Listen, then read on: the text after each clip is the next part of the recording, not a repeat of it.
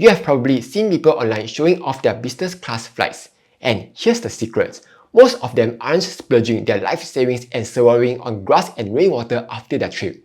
They are using miles. In this video, I'm going to give you the ultimate beginner's guide to the miles game. You will learn which credit card to use, how to rack up miles quickly, and how to turn them into those dream flights. But first, are miles even worth it? For people who have never earned miles before, or those who proudly wave the cashback team flag, this is usually the first question that comes to mind.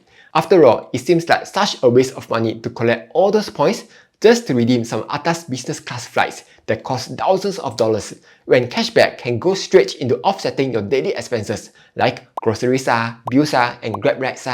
So let's find out. Suppose you spend $1,000 a month. With a cashback card like the Maybank Family and Friends, which gives 8% cashback, you will instantly pocket $80 cashback. On the other hand, if you use a combination of the DBS U card and the UOB Preferred Platinum Visa card, you can effectively earn 6 miles per dollar, which works out to around 6,000 miles a month. Now, which is more valuable? Is it $80 or 6,000 miles? A one-way SIA business class flight from Singapore to Japan typically costs between $3,004 to $4,002. Would you spend that kind of money for a 7-hour flight? I don't know about you, but I definitely wouldn't, because there's a lot of money, yeah? Meanwhile, that same seat would cost 52,000 miles. With a 6 miles per dollar earn rate, you will hit that in about 9 months. During that same time, a cashback user would have collected around $720. So in a way, it is as though you are buying a business class ticket for $720. Is it worth it? That depends. Some people will happily stick with Scoot Economy for $300, and that is fine. But others may feel that $720 is actually great value, because that's the price of an economy ticket on Singapore Airlines. The difference is that now you are flying business class with lie flat seats, in-flight meals, premium service, and maybe a few howling photos on Instagram. Another way to look at it is in terms of miles valuation. Using the same example, if you treat 52,000 miles as being worth $720, then each mile is worth 1.38 cents. That also means your 6 miles per dollar earn rate is effectively giving you an 8.3% cashback, which suddenly looks more attractive than the 8% cashback. But here's the cool part. The value of a mile isn't fixed. Sometimes it is around 1.38 cents, other times 1.2 cents, and in rare cases, it can even reach 4 cents. For instance, a business class flight to San Francisco costs 107,000 miles. An economy ticket on the same route costs about $1,000. If you will happily pay an extra $200 to upgrade to business class, that works out to roughly 1.2 cents per mile. On the other hand, an economy flight from Singapore to Bangkok on Scoot would cost around $167. But when redeemed via miles, it will cost around 2,500 miles plus $67 in taxes. That works out to about 4 cents per mile, effectively turning your 6 miles per dollar card into a 24% cashback card. So as you can see, whether miles are worth it or not depends a lot on what you are redeeming it for, and whether you value the atas experience that it can bring. Quick pause. If you are looking for the best brokers to kickstart your investing journey, check out Interactive Brokers. You will enjoy one of the lowest fees in the industry, at just 35 cents per trade on the US stock market. It also offers Ireland domiciled ETFs, perfect for saving on dividend withholding taxes. Plus, it also comes with free company research tools, so you can make smarter investing decisions. Feel free to use my Interactive Brokers link to open an account and start investing today. Alright, let's get back to the video. The next most common question I get is, so which is the best miles card I should get? The short answer is, there is no single best card. It really depends on your spending habits. That said, there are a few cards that almost every miles chaser will start with. First, the City Rewards Mastercard, which gives 4 miles per dollar on online purchases, excluding travel, capped at $1,000 per statement month. Next, the DBS Women's World Mastercard, which also gives 4 miles per dollar on online purchases, but this time including travel, capped at $1,000 per calendar month. Then you have the UOB Preferred Platinum Visa card, another 4 miles per dollar card that is great for mobile contactless payments and selected online categories, capped at $1,200 per calendar month. Finally, there's the HSBC Revolution card, which gives 4 miles per dollar on categories like travel, dining, retail, and transport, capped at $1,500 per calendar month. These 4 cards are the bread and butter of any serious miles chaser. They cover a wide range of everyday spending categories and are the foundation of most card stacks. Of course, you don't have to stop there. You can always add or change cards to better fit your lifestyle. For example, if you frequently stop at Cold Storage, Giant, or ride with Gojek, the DBSU card gives a crazy 10 miles per dollar earn rate when you spend at least $800 across 4 U merchants. Or if you spend a lot on travel or dining and your existing card stack isn't enough, you could consider the UOB Ladies card, which gives 4 miles per dollar capped at $1,000 per calendar month on one chosen category, such as travel, dining, or groceries. The special thing about this card is that you can actually boost your earn rates further by pairing it with the UOB Ladies savings account. So feel free to mix and match your cards. If you are not sure where to start, one easy way is to see what other mouse chasers are using. It will give you a sense of which card combinations work best. Now, if you want to go one step further, there are also general spend cards. Unlike the specialized earn cards that I've shown just now, which only give bonus miles in certain areas, general spend cards lets you earn points almost everywhere. Popular options include the City Premium Miles 1.2 miles per dollar, UOB Privy Miles 1.4 miles per dollar, and the Chocolate Visa card 1 mile per dollar. While their earn rates are lower, the advantage is flexibility. You can use them at places where bonus miles are hard to earn, such as on insurance, taxes, or renovations. Though, sometimes you will need to use services like CardUp or iPayMy to make those payments, which come with fees. So, you have to decide whether the miles are worth the cost or not. Finally, here's an important tip. Don't lock yourself into thinking it's only about miles cards or only about cashback cards. What really matters here is using the cards that gives you the highest value for your spend. For example, the Maybank Family and Friends card 8% cashback actually beats most 4 miles per dollar cards. Since each mile is usually worth around 1.5 cents, 4 miles per dollar works out to roughly 6% value, so 8% cashback is clearly better. Likewise, the DBSU card's 10 miles per dollar can give better value than the UOB One's card's 8% cashback, because, duh. At the end of the day, the right card is the one that gives you the most bang for your buck, whether that comes in cashback or miles. Now, when it comes to frequent flyer programs in Singapore, the most popular one is of course Singapore Airlines KrisFlyer. Almost every credit card allows you to transfer your points into KrisFlyer, which makes it the default option for most beginners. But here's the thing, while KrisFlyer is the most common program, you shouldn't limit yourself to it alone. Not all frequent flyer programs are created equal. In some cases, you can actually redeem the exact same Singapore Airlines flight for far fewer miles. Take for example, a SIA business class ticket from Singapore to Tokyo costs 52,000 miles on KrisFlyer. But if you redeem it through Airward A, the very same flight only costs 40,000 miles. That's 23% cheaper. Here's another example. A SIA business class ticket from Singapore to London would cost 103,500 miles. But if you book the same flight through Air Canada's Aeroplan, you will only need 80,000 miles. Again, about 23% less.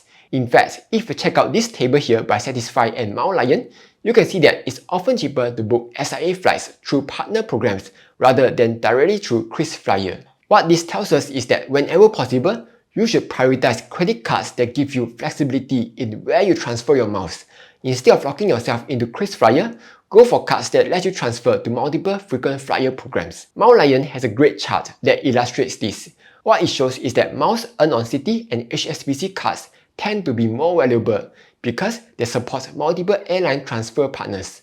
On the other hand, miles earned on DBS, OCBC and UOB cards are less flexible since their transfer options are much more limited. Now, besides earning miles through spending, there are a lot of ways you can speed up your miles accumulation game to redeem flights in a much shorter amount of time. First, beyond optimizing your daily spend, one of the fastest ways to rack up miles is through sign-up bonuses. For example, the DBS Altitude card offers 38,000 bonus miles if you are a new to bank customer and spend at least $800 within 60 days of card approval.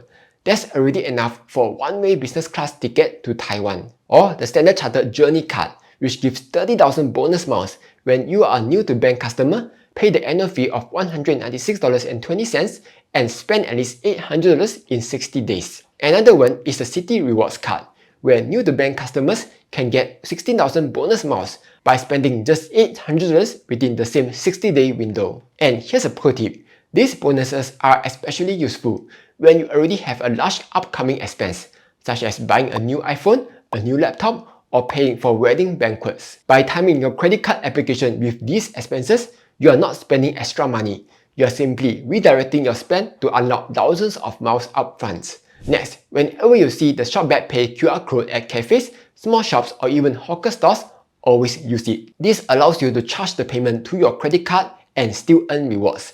The best cards to pair with ShopBack Pay are those that reward online transactions, such as Citi Rewards Card and the DBS Women's World Card, since ShopBack Pay is classified as an online payment. This way, even small everyday purchases like kopi, hawker food, or snacks at the mall can add up quickly towards your miles balance. Besides ShopBack, another great way to boost your miles is through Kris Plus, Singapore Airlines' very own lifestyle payment app. The biggest advantage of Kris Plus is that it lets you double dip. You earn Kris Flyer miles through the app itself and at the same time, earn additional miles from your credit card when you pay. For example, if you dine at Thang Lok, a Kris Plus partner restaurant, you earn 5 miles per dollar just from the app. Then, if you pay with the DBS Women's World Card, you earn an extra 4 miles per dollar since it counts as online transaction. That adds up to a massive 9 miles per dollar on a single meal. It's not just dining either. If you are shopping for appliances for your new home at Harvey Norman, you earn 3 miles per dollar through Kris Plus and another 4 miles per dollar on your miles card. Beyond stacking, Kris Plus also has other useful features. The app regularly runs seasonal offers and challenges, where you can earn extra rebates or bonus miles for meeting certain spend criteria. Next, another platform worth exploring is HeyMax. One way to think about HeyMax is that it is the miles version of ShopBack, where instead of cashback, you earn miles. And the great thing about these miles is that they can be transferred to over 20 plus transfer partners, including popular ones like Air Infinity Mileage Lens, Qatar Airways Privilege Club, and Air Canada Aeroplan. One popular way to use HeyMax is by buying their gift vouchers. This will let you earn miles from both HeyMax and your credit card at the same time. For example, if you buy a Grab voucher, you will earn up to 2.5 max miles from HeyMax, plus 4 miles per dollar from your credit card. The same works for brands like FairPrice, Amazon, and IKEA, making it an easy way to stock up miles on your day-to-day spend. HeyMax also works very well with online spending. For example, if you go through HeyMax before making your Shopee purchases, you will earn additional max miles on top of the rewards from your credit card. Besides shopping rewards, HeyMax occasionally runs special promotions to let you earn even more miles. A good example is the SG60 campaign, which gives you up to 6 max miles per dollar on your daily MRT and bus rides when you link a Visa card and refer friends. For more tips on how to use HeyMax, you can check out this video here. But wait, that's not all. Another great way to stretch your miles even further is through Pelago, Singapore Airlines' own travel experiences platform. What makes Pelago exciting for miles chasers is that it allows you to triple dip on rewards. The first dip comes from Pelago itself, where you will earn a base 3 Kris Flyer miles per dollar on all bookings. Though, from time to time, Pelago also runs special promotions that can boost these rates even higher. The second dip comes from your credit card. Since Pelago transactions are classified as online spend, you can pair your booking with cards like the DBS Women's World Card or the Citi Rewards Card to earn an extra 4 miles per dollar. Finally, the third dip comes through HeyMax. Because Pelago is a listed merchant on HeyMax, you can click through the platform before booking and earn additional max miles. Now, let's talk about miles redemption. First things first, before you chiong to redeem your dream flights, make sure you already have enough miles loaded into your accounts. Some banks like HSBC transfer points instantly, but others may take a few business days. So if you're eyeing a redemption on a specific day, plan ahead and have your miles ready before the seats disappear. Redeeming flights on the Singapore Airlines website is straightforward. Simply log in, click on Redeem Flights, and make your booking as usual. When it comes to Kris Flyer redemptions, there are two types: Saver and Advantage Awards. Saver Awards require fewer miles, making them the best value. For example, a one-way business class seat to Japan costs 52,000 miles at Saver level. The downside, seats are limited and tend to get snapped up quickly, especially on popular routes or during school holidays. On the other hand, Advantage Awards usually cost 30 to 60% more miles, For example, that same Japan flight will cost 70,000 miles, though in return, you get much better availability and more flexibility with changes or cancellations. Typically, you will always want to aim for the Saver Awards as they will give you the best value. But if you are too late, you will only be left with the advantage seats. Though sometimes you won't see any available seats at all. Instead, you will only see waitlist options. This means you are essentially joining a queue and hope that a seat opens up. Though the chances of this happening is pretty slim. That's why the best strategy to redeem miles is always to redeem your flights as early as possible, because award seats are released 355 days in advance at 8 AM Singapore time. Otherwise, if you are already late to the game, you may want to check other frequent flyer programs, as they sometimes still have the redemption seats available on the same Singapore Airlines flights. Finally, if you are more of a late-minute YOLO traveler, you love spontaneous escapes. This is a KrisFlyer campaign that usually drops on the 15th of every month, offering up to 30% of award redemptions to selected destinations for travel in the following month.